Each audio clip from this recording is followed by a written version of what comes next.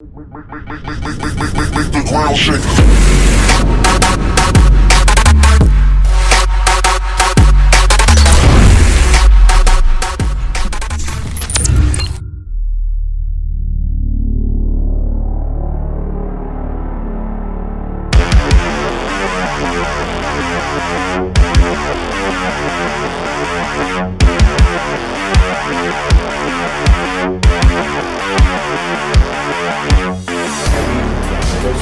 I try to hit heavy all the time, mostly to save time. Okay. Because to me, I'd rather do 3 sets of 8 rather than 3 sets of 20, just because, I got about 90 minutes to be in the gym. 30 minutes of that is warming up. You got to get your workout. You got to get the hell out. I know there are people who preach they're in the gym 3 and 4 hours at a day. There's some very accomplished people who do shit like that, but to me, that just fucking nuts, man. I cannot imagine spending 3 hours in the gym lifting weights. I can't think of anything I could do for 3 hours. It'd be just as good at the end of 3 hours as I was at the front end, So, I hit a max effort in about 8 or 9 sets. I have no idea what someone would do for 4 hours. So is that like, 20 minutes? 25 minutes? No, because I might have 7 or 8 minutes between sets. Oh, okay. Yeah. Probably get more, it's probably more effective because you have no extra rest. There's different theories. I'm telling you my theory and my strategy, and other people will tell you other stuff. Okay? So yeah, to me, an hour in the gym, but since I get up at 4 o'clock, it takes me 30 minutes or so to get rolling. If I train after work, I can drink coffee on the way home. I can go down there and I can be lifting heavy almost immediately because I'm warmed up and stuff. So my evening work, yeah. I always train 7. I always get at least 7 workouts in a week. It's usually somewhere between 10 and 14 on how many evening workouts I do. Okay, the last couple of months I'm training about 10 times a week now, and 5 of them are for arm wrestling, and the other ones are since I'm obviously a super heavyweight, I'm putting on mass, so now I'm doing squatting and benching. To put the fear of Todd in all those other people. So if you got a tournament, do you train more or less when it comes time for that tournament? Do you slow down or do you keep it the same? I speed up, and I've changed. All right, I've never been a 2 or 3 week off before a tournament guy. I've always been a 3 or 4 day off. Because usually if there's a tournament and if you got to cut weight, usually cutting weight for me is a 10-day process. So I got almost 10 days where I don't do any training.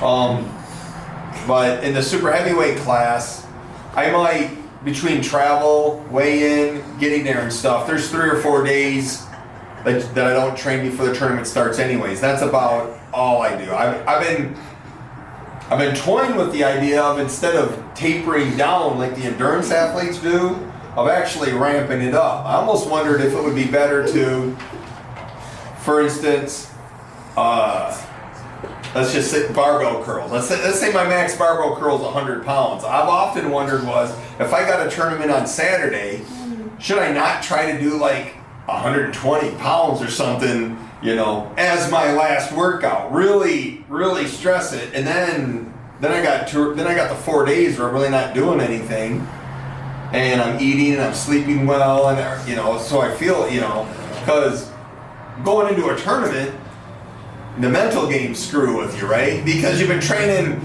It's the work you did months ago that determines how you're going to do in that tournament. And the last thing you want to do is be driving to a tournament going, wow, wish I would have worked harder, wish I would have tried my speed, wish I would have worked on this grip, wish I wouldn't have listened to what Travis said.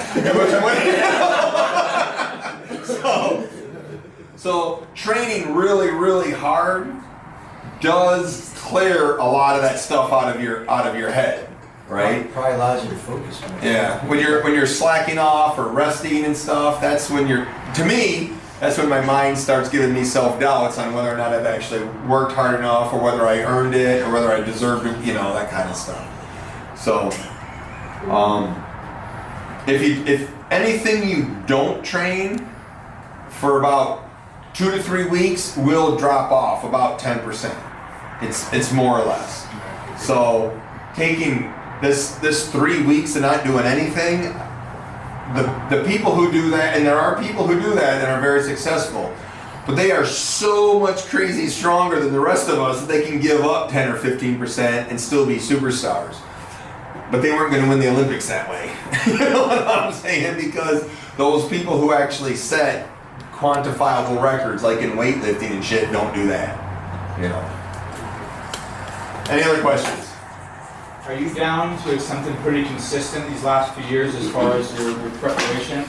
Just because, like, over the years I've like experimented with different things as far as like sometimes I'll go to a tournament and I'll feel like an absolute freak, and then other times I'll go to a tournament and I'll be like, whoa, what did I do differently that time around? Like, was my water cut bad? Or like, have you noticed over the years where sometimes you feel mega strong compared to? If it's weight cutting, now when I was cutting weight, that I had down to a science. But I'm going to tell you, cutting weight never got easier.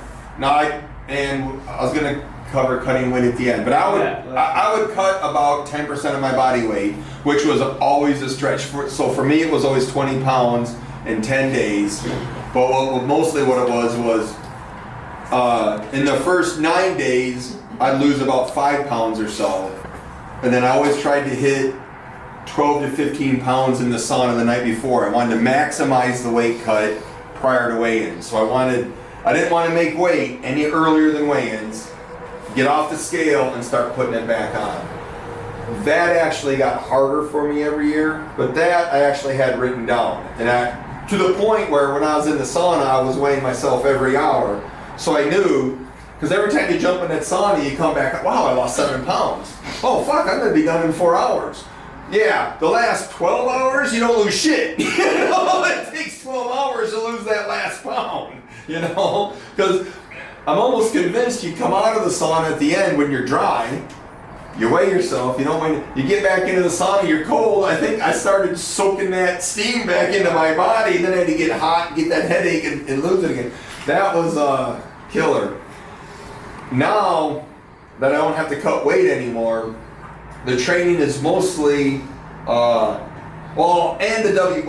talk about the WAL anyways. Since the WAL went to super matches, my training and my preparation is completely different, because I will train and I will approach 6 rounds with one man completely different than I would have approached 6 rounds with 6 different people. Because whether it's a tournament or a super match, it's still about 6 matches to win.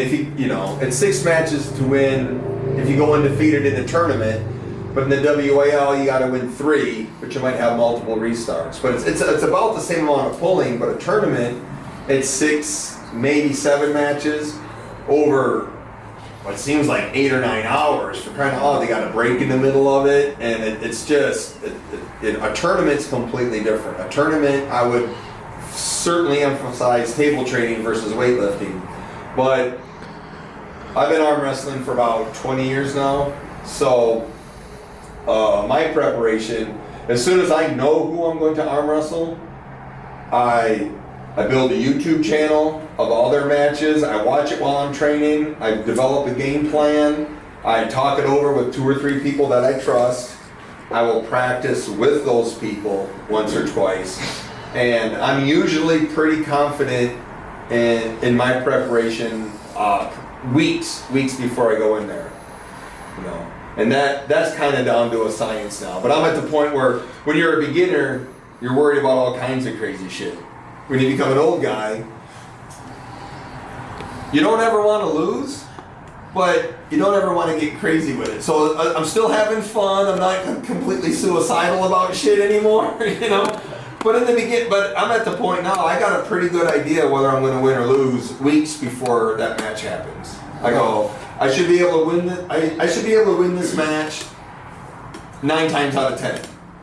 Or, yeah, I got 1 or 2 chances out of 10 to win this match. So I'm only going to train those 1 or 2 chances. You know? I got a question.